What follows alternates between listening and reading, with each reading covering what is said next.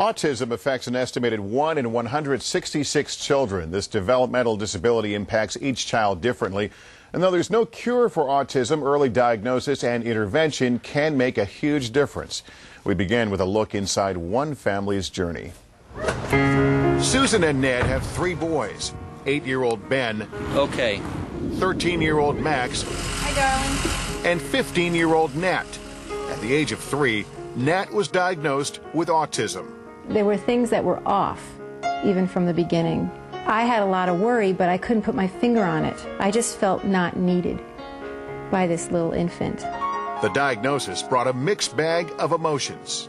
Partly it was relief that we had an answer for why he was the way he was. Partly it was shock.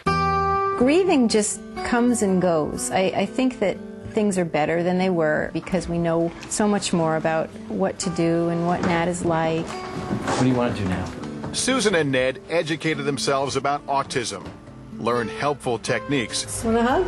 Yes. Okay. and created some of their own. The Nat books, which help him through any difficult or unknown event. It talks about who's going to be there, what to eat, how he's going to feel. It says it might be a little scary and different at first, but you'll be okay. He needs to know the structure of anything to feel comfortable. After ice cream, do you want to listen to music or watch a video? These days they use a schedule board to help Nat feel in control and a monthly calendar that he checks off each night. One of the big challenges in our family is to keep in mind that there are 5 of us in the family and we all have needs and goals. Nat is doing great the way he is. The big question will be what he's able to do as an adult.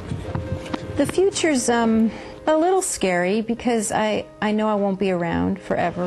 You're doing a good job, Ned. What we've learned is that we don't take things for granted the way we might have if we didn't have something like autism in the family.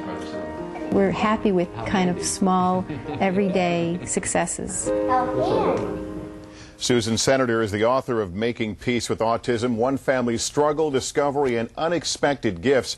Also joining us this morning is Dr. Margaret Bauman, a neurologist who runs a clinic in Boston for children with autism. And good morning to both of you. Thanks for joining us.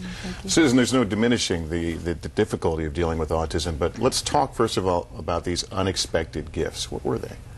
I think the biggest unexpected gift is that we realize that we can have a happy family life even though there's so much struggle. And a lot of things that other people might take for granted, we don't. The smallest things. Right. You write this book as a memoir, but I know you're also writing it with the thought that other families going through this might take some, not only solace, but some true advice that worked for you. What are some things that the most important things you would share with families who are going through this? The first thing is that parents are their child's best expert and advocate, that they should know that they should trust their gut on any level regarding autism in their children. And the other thing is that it is possible to have a happy family even though it doesn't look the way you might have originally imagined it would look. But there's no cure for autism, but Right. do you feel that the things you did, the schedules, for example, you talked about, that those things made it easier for both of you?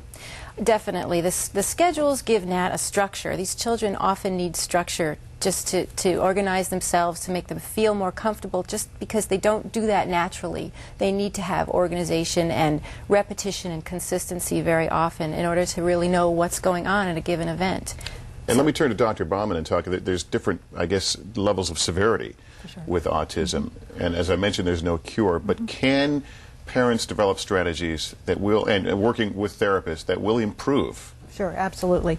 It really is a matter of finding the right therapist, the right match for that family and that child.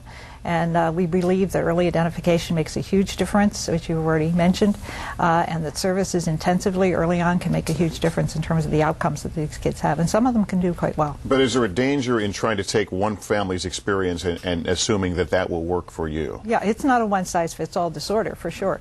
But I think the principles that are highlighted in this book really are, as Susan has said, use your gut, use your instincts, find the right match for you.